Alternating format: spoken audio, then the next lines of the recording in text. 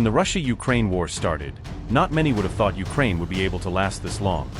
But it's been 3 years, and they've kept up the fight. And the main reason behind this is their mass deployment of relatively cheap drones. During the recent Operation Spiderweb, Ukraine says they used 117 FPV drones and claimed to have wiped out $7 billion worth of strategic Russian assets. These drones cost just about $2,000 each, so you can do the math. Drones worth just some thousands of dollars have caused damages worth billions of dollars. As per reports, Ukraine now has tens of thousands of these relatively cheap and expendable machines which are buzzing back and forth, pinpointing Russian positions and gathering intelligence, and even dropping bombs on Russian targets, as was the case Operation Spiderweb. In early 2025, drones accounted for about 70% of the damage Ukraine has been causing to Russian equipment in the war. This is an estimate by the Royal United Services Institute. Russia is of course also developing its rival drone force and strengthening its anti-drone technology. But Operation Spiderweb exposed the vulnerabilities in Russia's defenses. And behind this audacious operation, which struck 4,000 kilometers inside hostile territory, was a fleet of remotely triggered FPV drones hidden inside makeshift wooden cabins, mounted on trucks, which struck 5 Russian airbases and damaged over 40 strategic bomber jets.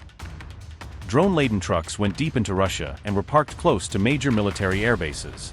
At a remote signal, the roofs of these cabins opened, releasing swarms of drones that hammered the Russian long-range bomber fleet. Security experts say that the drones struck the targets and then the trucks self-destructed, which erased evidence of deployment.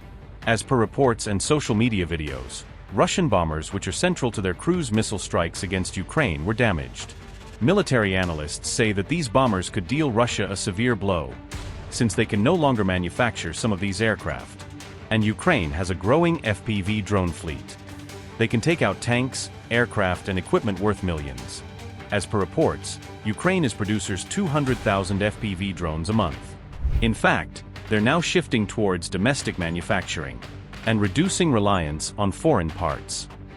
In a big statement, Maya Cross, a professor at Northeastern University, says that if Ukraine can scale what they're building and develop an export industry, they may actually be able to fund themselves.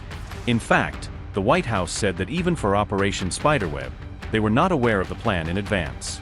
And military commanders around the world are taking note. Taiwan has decided to invest $1 billion now in mass-produced drones in anticipation of a possible conflict with China. Israel has recalibrated the Iron Dome defense system to account for maneuverable drones.